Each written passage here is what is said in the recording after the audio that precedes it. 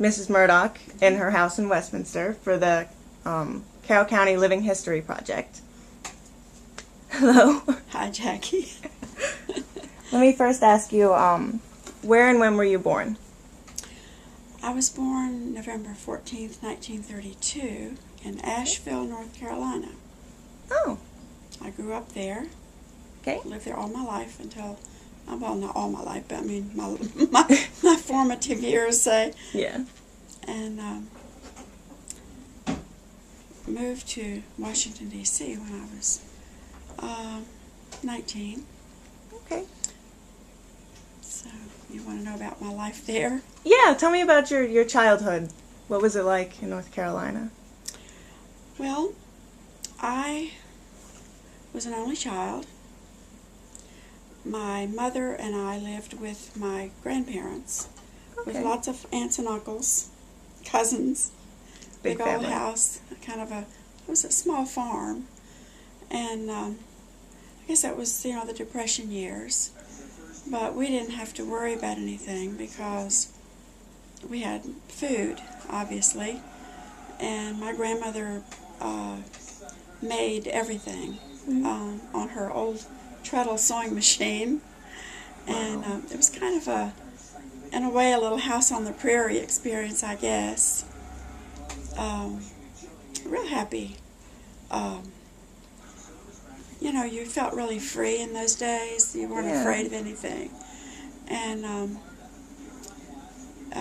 we had a nice neighborhood that we lived on the edge of, and I went to a school that was first grade through 11th.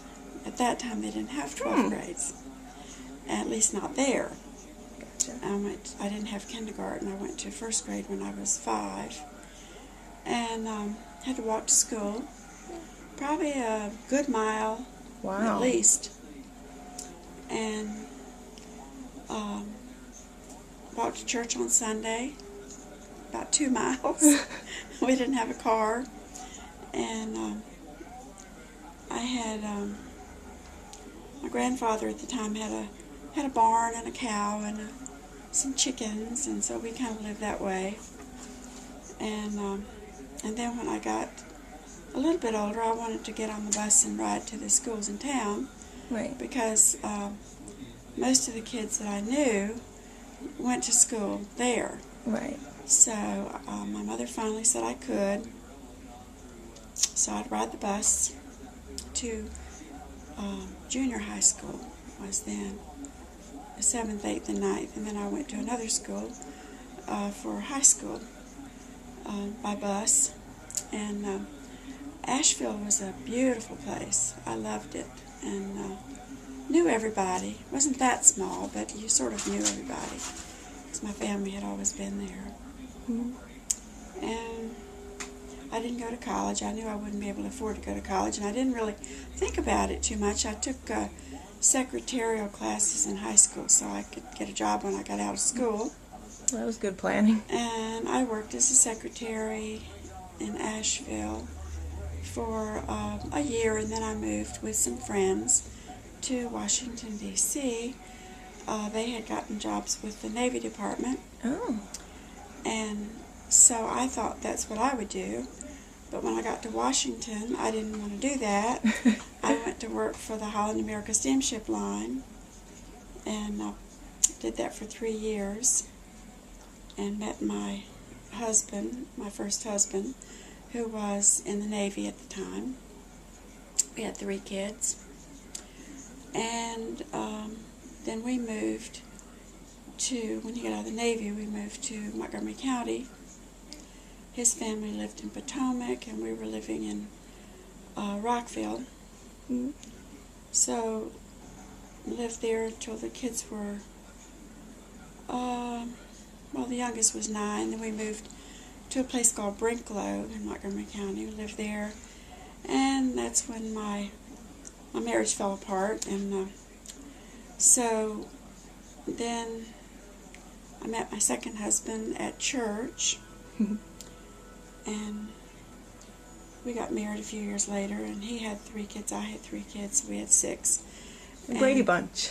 Yeah. Without the maid. And then And so now we have, let's see, 1, 2, 3, 4, 5. We have nine grandchildren and 4 great-grandchildren. So I guess that's right. And so that's my story up to now. I moved to Carroll County, and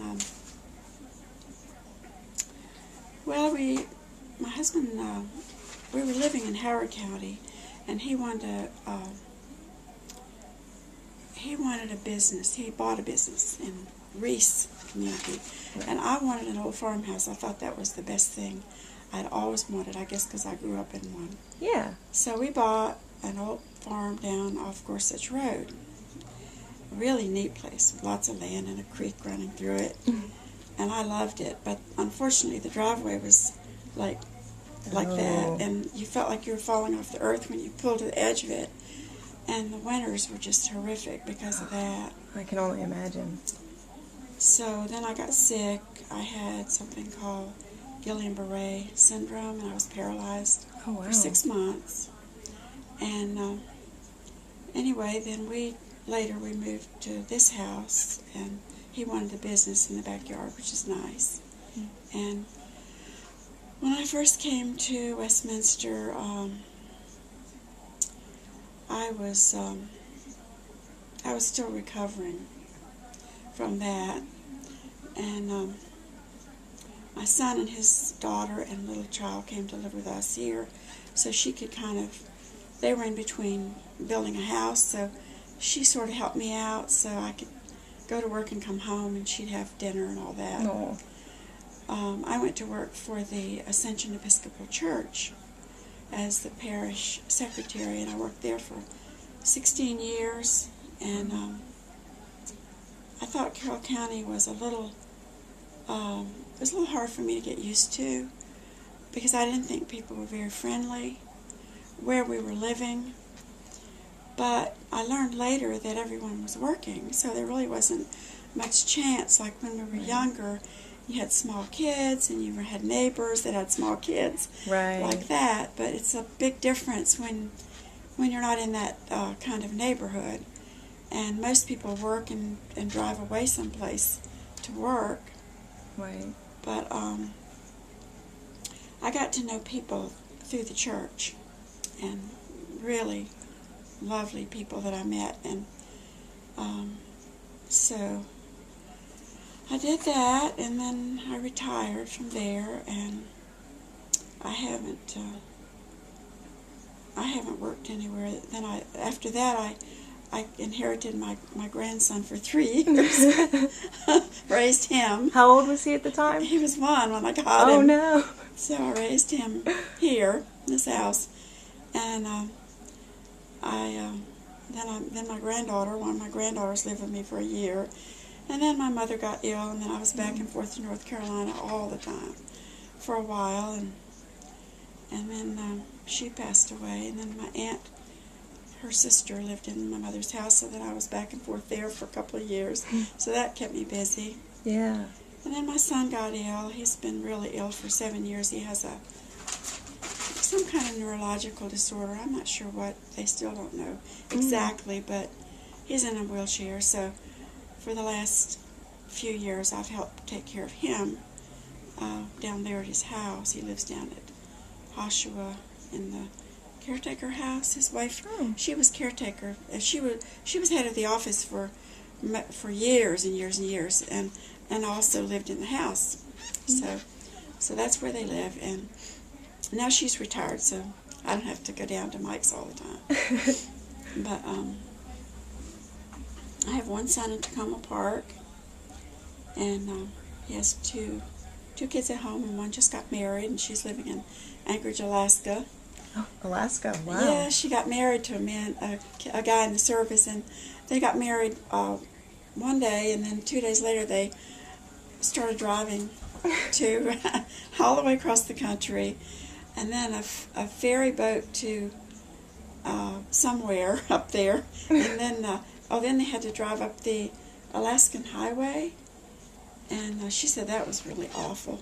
But anyway, she's living in Anchorage. Her husband's he's studying to be a medic. And then my daughter Jeannie lives in Frederick. She's got 3 children, all redheads. And good genes. good gene. Well, I don't know about that. That's another subject. Maybe if you don't have the Irish skin and the freckles. It all comes in one package. Can't have one without the other. So anyway, she's got. She's a stay-at-home mom, but her kids are all grown. She still stays home, but she always liked that. And then Mike, my youngest, he's down in, as I told you, at Ashville, and so that's about all I can think to say in one breath. Sort of out of breath. Can you think of any maybe historical events that made an impact on you at some point in your life? Did something happen, maybe something national, international, even something on a personal level that you feel? Well, World War II,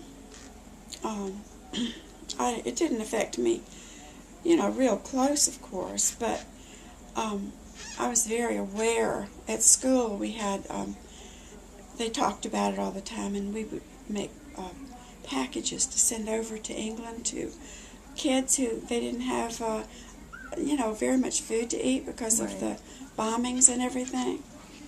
And so then I had a pen pal from England, which was kind of neat. But I always remember Franklin Delano Roosevelt on our radio in our living room saying that we were at war. And I didn't know how serious that was, but he sounded real serious. And for some reason, I just never forgot that. And my uncle was in the Navy, and he was away at sea, and when he would come back, he would tell us a lot of stories, and the only thing that we got to see, of course we didn't have television, but we would go to a movie once in a while, and they would always have a newsreel, a film about the war. Right. And then Life magazine, and of course your newspapers would always have all the information. But I didn't really have any other close contact. We had rationing, and so we had limited amount of sugar and coffee and different things like that. But because we were self-sufficient, we had plenty of food and didn't have to worry about anything. But my mother, my father had left when I was just 4 years old, and my mother was still young, and she dated a few soldiers, and she'd bring them home for dinner, and that was always neat because my grandmother had this great big table, and anybody was welcome to eat. So we enjoyed that, and I used to love to go to church. I always went to church, and I always liked it. And I played the piano, and wish I had kept up with it, but I didn't. I took lessons for a while, and I used to just play all the time, pretend I was somebody, play and sing. I'd get the sheet music, from all the hit parade we had on the radio, and they would sing all the popular songs at the time, and crazy songs they had in those days. Maresy Dotes and Dozy Dotes, Little Emsy Divey, things like that, Woody Woodpecker. I think that maybe it's because of the times that we lived in that were so serious then that they made up songs that were funny. Yeah. But anyway, aside from World War II, I guess the most traumatic thing in my life was when it was personal, when my father left. That was always hard for me, because I think there weren't so many divorces then like there are now. Right. So I didn't really know anybody else that had divorced parents, so I always felt kind of self-conscious about that. Yeah. But other than that, I sure had plenty of family and neighbors who were real nice to me. So I had a pretty good life. Good. Did you notice a difference when you left North Carolina and when you went to Washington? Was there a big Oh, culture shock for Yeah. me, because Asheville was, I had never been anywhere really. I think I had been to Myrtle Beach a couple of times, and a few towns, and even smaller in North Carolina where I had relatives. Mm. But I just fell in love with Washington. I thought that was just heaven. At that time, it was safe, really safe place. You could go anywhere and didn't feel there was any problem. So I lived in an apartment with 3 other girls from Asheville, and out on Connecticut Avenue. And I got the bus and rode down to work, and we would just go around Washington all the time. They still had a few streetcars then, and we'd go to the Capitol Theater and see a movie and see a stage show, and it just was, for my age and all, I thought it was just really neat. I really liked it. Had a lot of friends and a lot of fun. I got to see President Dwight Eisenhower riding down the street one day in a convertible, standing up and waving. They would never do that now. No. But, yeah, I liked Washington. And there was a big difference, because it was a big city. Asheville's changed a lot now. It's much more cosmopolitan, I guess you'd say, than it was then. It was a little tiny town. Yeah. But it's a nice time. I enjoyed it. So, I guess, can you give any advice on how to age healthy? Any insight you've picked up? Well, I don't know how healthy. I guess I'm healthy. I'm 78, and except when I had the Guillain-Barré, that would be a different kind of thing. Left me with some neuropathy in my feet was all. But I know it's really important how you eat. I've never smoked or drank either, like my husband said. Good. I try to eat healthy, and I should get more exercise, but I'm real active. I never sit down hardly. I clean house and, try to work in the yard and just do whatever. I'm not one to sit still very long. That's good. So I guess that helps, and I think your attitude has a lot to do with it, I love where I live. I love Carroll County, and I have always felt like this is really home. And, I like my friends and my church and my neighbors, and I try to keep positive about things, because I've had times in my life when I wasn't, of course. I'm not Pollyanna, but I think attitude has a lot to do with it, and also staying busy, because if you don't have something to do where you feel like you're needed, that's a good word. If you feel like you're needed and you feel like your life matters, a lot of people get older and they don't maybe have anybody, and they don't feel necessary, maybe. Then you'd be really sad, I know people that are like that, and so I think that's real important.